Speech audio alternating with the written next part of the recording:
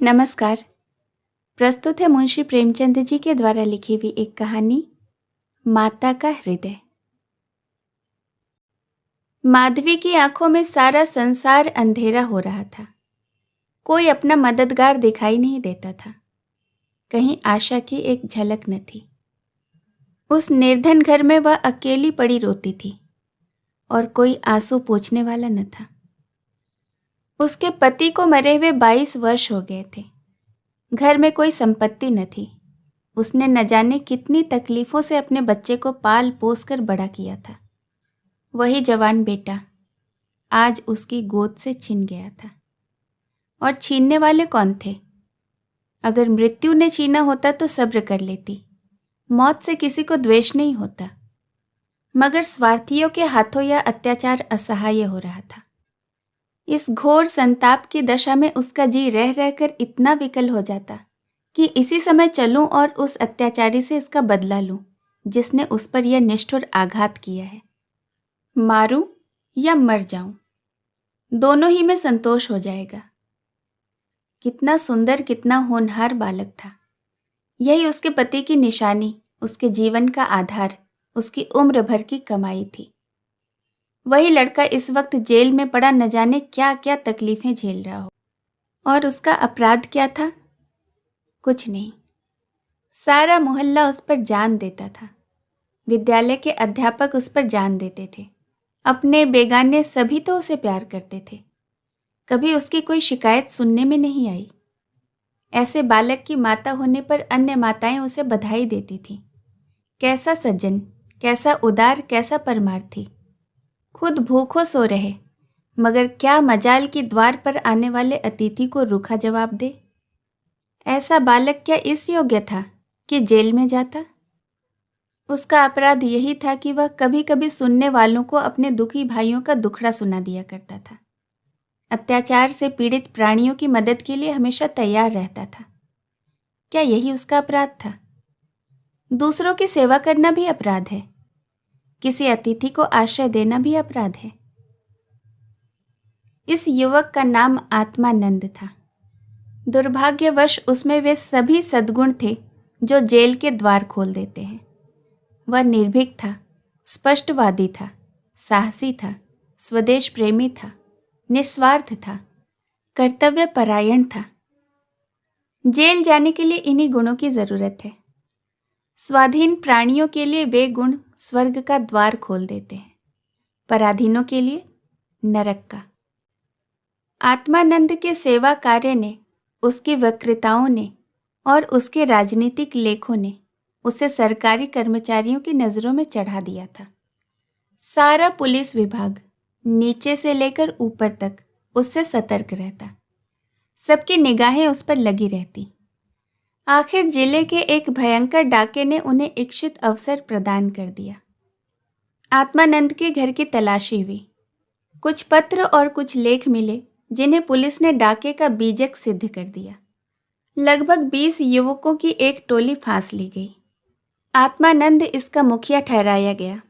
शहादतें हुई। इस बेकारी और गिरानी के ज़माने में आत्मा से ज़्यादा सस्ती और कौन सी वस्तु हो सकती है? बेचने को और किसी के पास रह ही क्या गया है? नाम मात्र का प्रलोभन देकर अच्छी से अच्छी शहादतें मिल सकती हैं, और पुलिस का हाथ पकड़कर तो निष्कृष्ट से निष्कृष्ट गवाहियाँ भी देववाणी का महत्व प्राप्त कर लेती हैं।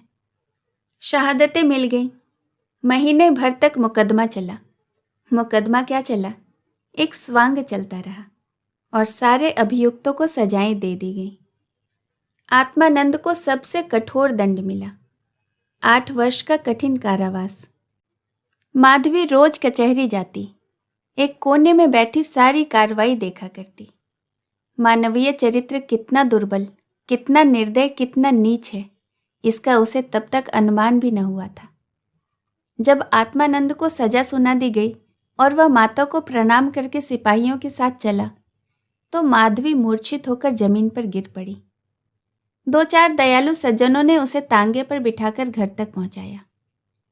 जब से वह होश में आई है, उसके हृदय में शूल सा उठा जा रहा है। किसी तरह धैर्य नहीं होता। उस घोर आत्मवेदना की दशा में अब अपने जीवन का केवल एक ही लक्ष्य दिखाई देता है, और वह इस अत्याचार का बदला है। अब तक पुत्र उसके जीवन का आधार था, अब शत्रुओं से बदला लेना ही उसके जीवन का आधार होगा। जीवन में अब उसके लिए कोई आशा न थी। इस अत्याचार का बदला लेकर वह अपना जन्म सफल करेगी। इस अभागे नरपिशाच बागची ने जिस तरह उसे रक्त के आंसू रुलाए हैं, उसी भांति वह भी उसे रुलाएगी। नारी हृदय कोमल है, लेकिन केवल अनुकूल दशा में। जिस दशा में पुरुष दूसरों को दबाता है, स्त्री शील और विनय की देवी हो जाती है। लेकिन जिसके हाथों अपना सर्वनाश हो गया हो, उसके प्रति स्त्री को पुरुष से कम घृणा और क्रोध नहीं होता। अंतर इतना ही है कि पुरुष शस्त्रों से काम लेता है, स्त्री कौशल से। रात भीगती जाती थी और माधवी उठने का नाम न लेती थी। उसका दुख प्रतिकार के आवेश में विलीन होता जाता था, यहाँ तक कि इसके सिवाय उसे और किसी बात की याद ही न रही। उसने सोचा कैसे यह काम होगा। कभी घर से नहीं निकली। वैधव्य के 22 साल इसी घर में कट गए। लेकिन अब निकलूंगी, जबरदस्ती निकलूंगी। भिखारिन बनूंगी, टहलनी बनूंगी, झूठ बोलूंगी, सब कुकर्म करूंगी। सत्कर्म के लिए संसार में स्थान नहीं। ईश्वर ने निराश होकर कदाचित उसकी ओर से मुंह फेर लिया है। जब भी तो यहाँ ऐसे ऐसे अत्याचार होते हैं और पापियों को दंड तक नहीं मिलता। अब इन्हीं हाथों से उन्हें दंड दूंगी। संध्या का समय था। लखनऊ के सजे हुए बंगले में मित्रों की महफिल जमी हुई थी। गाना बजाना हो रहा था। हर तरफ आतिशबाजियां रखी हुई थी। दूसरे कमरे में मेजों पर खाना चुना जा रहा था। चारों तरफ पुलिस के कर्मचारी नजर आते थे। वह पुलिस के सुपरिटेंडेंट मिस्टर बागची का बंगला है। कई दिन हुए उन्होंने एक मार्के का मुकदमा जीता था।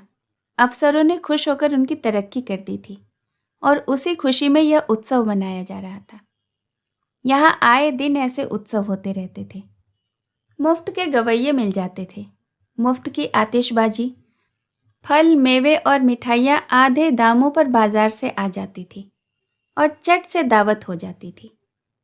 दूसरों के जहाँ 100 लगते, वहाँ इनका काम 10 में ही चल जाता।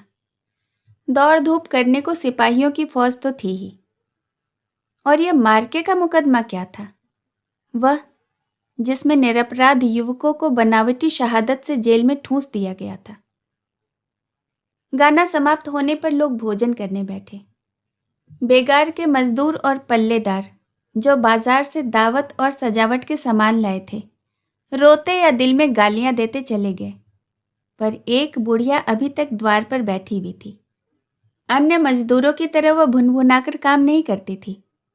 हुक्म पाते ही खुशदिल मजदूर की तरह दौड़ दौड़ कर हुक्म बजा लाती थी। यह माधवी थी, जो इस समय मजूरन का वेश धारण करके अपना घातक संकल्प पूरा करने आई थी। मेहमान चले गए, महफिल उठ गई, दावत का सामान समेट दिया गया। चारों ओर सन्नाटा छा गया, लेकिन माधवी अभी तक यहीं बैठी थी। सहसा मिस्टर बागची ने पूछा, बुढ़ी तू यहाँ क्यों बैठी है? तुझे कुछ खाने को मिल गया? माधवी, हाँ हुजूर, मिल गया। बागची, तो जाती क्यों नहीं? कहाँ जाऊं सरकार, मेरा कोई घर द्वार थोड़े ही है। हुक्म हो तो यहीं पड़ी रहूं। पाव भर आटे की परवस्ती हो जाए हुजूर। नौकरी करेगी? क्यों न करूंगी सरकार, यही तो चाहती हूँ। लड़का खिला सकती है? हाँ हुजूर, वह मेरे मन का काम है। अच्छी बात है, तू आज से यहीं रह। जा घर में देख, जो काम बताए वह कर।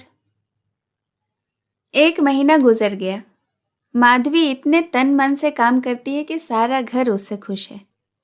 बहू जी का मिजाज बहुत चिड़चिड़ा है। वह दिन भर खाट पर पड़ी रहती हैं और बात बात पर नौकरों पर झल्लाया करती हैं। लेकिन माधवी उनकी घुड़कियों को भी सहर्ष सह लेती है। अब तक मुश्किल से कोई एक दाई 1 सप्ताह से अधिक ठहरी थी। माधवी ही का कलेजा है कि जली कटी सुनकर भी मुख पर मैल नहीं आने देती। मिस्टर बागची के कई लड़के हो चुके थे, पर यही सबसे छोटा बच्चा बच रहा था। बच्चे तो हृष्ट पुष्ट पैदा होते, किंतु जन्म लेते ही उन्हें एक न एक रोग लग जाता था और कोई 2-4 महीने, कोई साल भर जीकर चल देते थे। माँ बाप दोनों इस शिशु पर प्राण देते थे। उसे जरा सा जुकाम भी हो तो दोनों विकल हो जाते थे। स्त्री पुरुष दोनों शिक्षित थे, पर बच्चे की रक्षा के लिए टोना टोटका, दुआ ताबीज, जंतर मंतर, एक से भी उन्हें इनकार न था। माधवी से यह बालक इतना हिलमिल गया कि एक क्षण के लिए भी उसके गोद से न उतरता। वह कहीं एक क्षण के लिए भी चली जाती तो रो रो कर दुनिया सिर पर उठा लेता। वह सुलाती तो सोता, वह दूध पिलाती तो पीता, वह खिलाती तो खेलता। उसी को वह अपनी माता समझता। माधवी के सिवा उसके लिए संसार में कोई अपना न था। बाप को तो वह दिन भर में केवल 2-4 बार देखता और समझता कि यह कोई परदेसी आदमी है। माँ आलस्य और कमजोरी के मारे गोद में लेकर उसे टहल न सकती थी। उसे वह अपनी रक्षा का भार संभालने के योग्य न समझता था और नौकर चाकर उसे गोद में लेते तो इतनी बेदर्दी से कि उसके कोमल अंगों में पीड़ा होने लगती थी।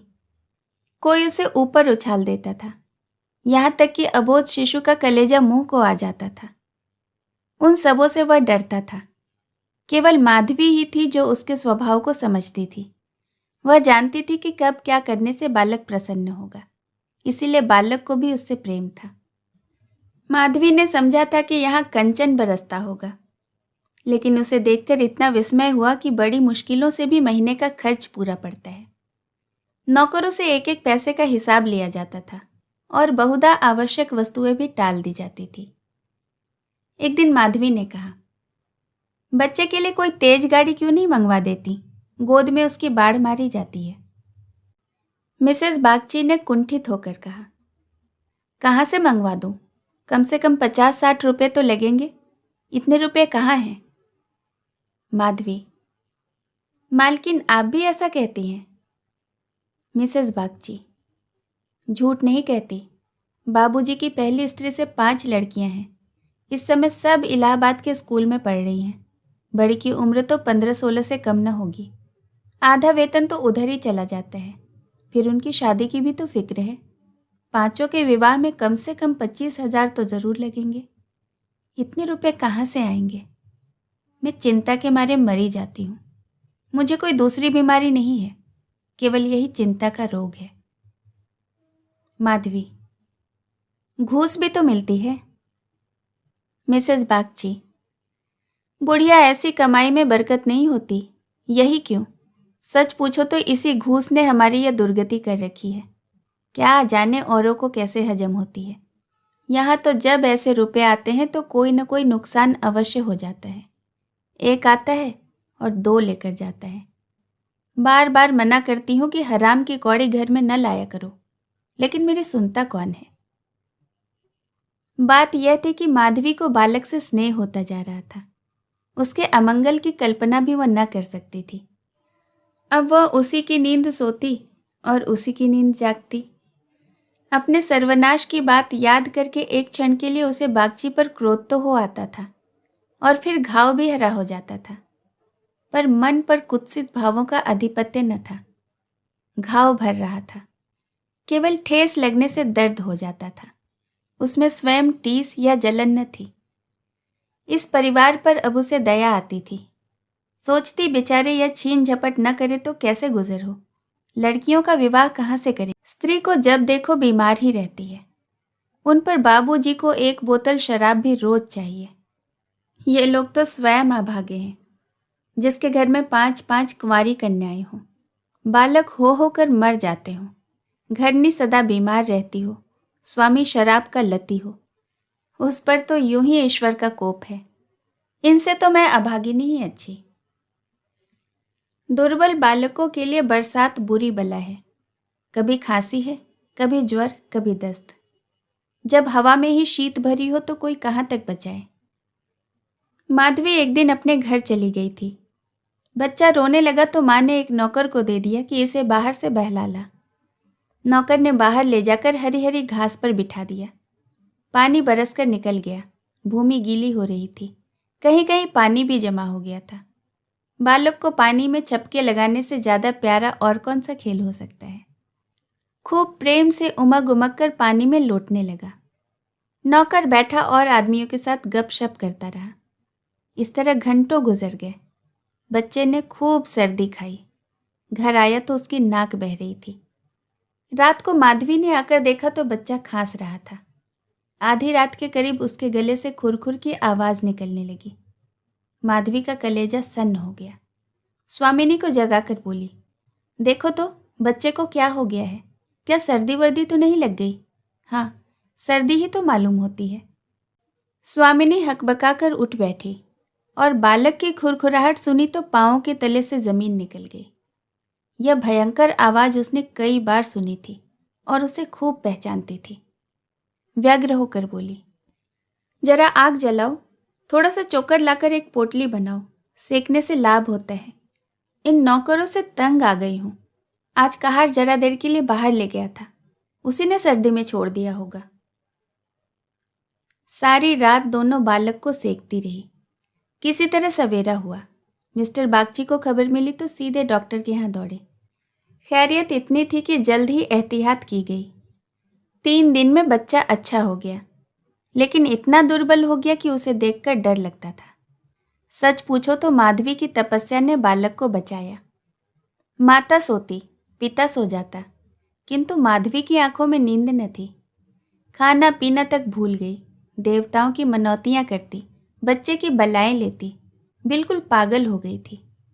यह वही माधवी है जो अपने सर्वनाश का बदला लेने आई थी।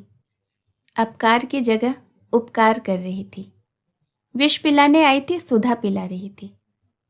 मनुष्य में देवता कितना प्रबल है। प्रातः काल का समय था।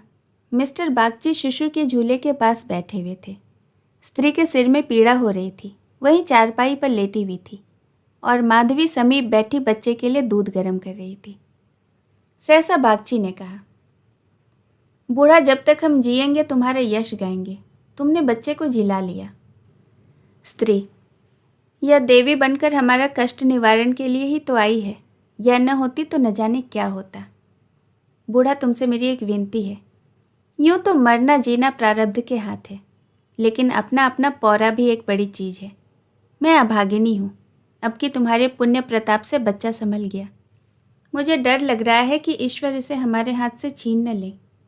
सच कहती हूँ बूढ़ा, मुझे इसको गोद में लेते डर लगता है। इसे आज से तुम अपना ही बच्चा समझो। तुम्हारा होकर शायद यह बच जाए। हम अभागे हैं, हमारा होकर इस पर कोई ना कोई संकट आता ही रहेगा। आज से तुम ही इसकी माता हो जाओ। तुम इसे अपने घर ले जाओ, जहाँ चाहे वहाँ ले जाओ। तुम्हारी गोद में देकर मुझे फिर कोई चिंता न रहेगी। वास्तव में तुम ही इसकी माता हो, मैं तो राक्षसी हूँ। माधवी, बहू जी, भगवान सब कुशल करेंगे, क्यों इतना जी छोटा करती हो? मिस्टर बागची, नहीं नहीं बूढ़ी माता, इसमें कोई हरज नहीं है। मैं मस्तिष्क से इन बातों को ढकोसला ही समझता हूँ, लेकिन हृदय से इन्हें दूर नहीं कर सकता। मुझे स्वयं मेरी माता जी ने एक धोबिन के हाथों बेच दिया था। मेरे 3 भाई मर चुके थे। मैं जो बच गया तो माँ बाप ने यही समझा कि बेचने से ही इसकी जान बच गई। तुम इस शिशु को पालो पोसो, इसे अपना ही पुत्र समझो। खर्च हम बराबर देते रहेंगे, इसकी चिंता कभी मत करना। कभी कभी हमारा जी चाहेगा तो आकर देख लिया करेंगे। हमें विश्वास है कि तुम इसकी रक्षा हम लोगों से कहीं अच्छी तरह कर सकती हो। मैं तो कुकर्मी हूँ, जिस पेशे में हूँ उसमें कुकर्म किए बगैर चल नहीं सकता। झूठी शहादतें बनानी पड़ती है, निरपराधों को फांसना ही पड़ता है। आत्मा इतनी दुर्बल हो गई है कि प्रलोभन में पड़ ही जाता हूँ। जानता हूँ कि बुराई का फल बुरा ही होता है, पर परिस्थिति से मजबूर हूँ। अगर न करूँ तो नालायक बनाकर निकाल दिया जाऊँगा। अंग्रेज हजारों भूल करे कोई नहीं पूछता, हिंदुस्तानी एक भी भूल कर बैठे तो अफसर उसके सिर पर सवार हो जाते हैं। हिंदुस्तानियों को तो कोई बड़ा पद न मिले वही अच्छा, पद पाकर तो उनकी आत्मा का पतन हो जाता है। उनको हिंदुस्तानियत का दोष मिटाने के लिए कितनी ही ऐसी बातें करनी पड़ती हैं जिनका अंग्रेज के दिल में कभी ख्याल भी पैदा नहीं हो सकता। तो बोलो, स्वीकार करती हो? माधवी गदगद होकर बोली, बाबूजी, आपकी इच्छा है तो मुझसे जो कुछ बन पड़ेगा आपकी सेवा में दूंगी। भगवान बालक को अमर करे, मेरी तो उनसे यही विनती है। माधवी को ऐसा मालूम हो रहा था कि स्वर्ग के द्वार सामने खुल गए हैं और स्वर्ग की देवियां अंचल फैला फैला कर उसे आशीर्वाद दे रही है, मानो उनके अंतःस्थल से प्रकाश की लहरें सी उठ रही हैं। इस स्नेह में सेवा में कितनी शांति थी। बालक अभी तक चादर ओढ़े सो रहा था। माधवी ने दूध गर्म हो जाने पर उसे झूले से उठाया तो चिल्ला पड़ी।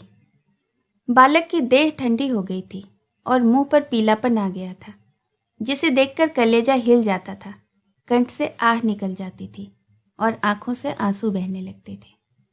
जिसने उसे एक बार देखा फिर कभी भूल नहीं सकता। माधवी ने शिशु को गोद से चिपटा लिया, हालांकि नीचे उतार देना चाहिए था। कोहराम मच गया। माँ बच्चे को गले से लगाए रोती थी, पर उसे जमीन पर न सुलाती थी। क्या बातें हो रही थी और क्या हो गया। मौत को धोखा देने में आनंद आता है। वह उस वक्त कभी नहीं आती जब लोग उसकी राह देखते हैं। रोगी जब संभल जाता है, जब वह पथ्य लेने लगता है, उठने बैठने लगता है, घर भर खुशियां मनाने लगता है, सबको विश्वास हो जाता है कि संकट टल गया, उस वक्त घात में बैठी हुई मौत सिर पर आ जाती है। यही उसकी निष्ठुर लीला है। आशाओं का बाग लगाने में हम कितने कुशल हैं। यहाँ हम रक्त के बीज बोकर सुधा के फल खाते हैं, अग्नि से पौधों को सींचकर शीतल छाह में बैठते हैं। हाँ, मंद बुद्धि। दिन भर मातम होता रहा। बाप रोता था, माँ तड़पती थी और माधवी बारी बारी से दोनों को समझाती थी। यदि अपने प्राण देकर वह बालक को जिला सकती तो इस समय अपना धन्य भाग्य समझती। वह अहित का संकल्प करके यहाँ आई थी और आज जब उसकी सारी मनोकामना पूरी हो गई और उसे खुशी से फूला न समाना चाहिए था, उसे उससे कहीं घोर पीड़ा हो रही थी जो अपने पुत्र की जेल यात्रा से हुई थी। रुलाने आई थी और खुद रोती जाती थी। माता का हृदय दया का आगार है।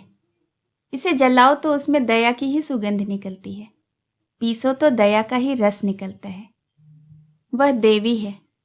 विपत्ति के क्रूर लीलाएं भी उस स्वच्छ निर्मल स्रोत को मलिन नहीं कर सकती। कहानी सुनने के लिए बहुत बहुत धन्यवाद।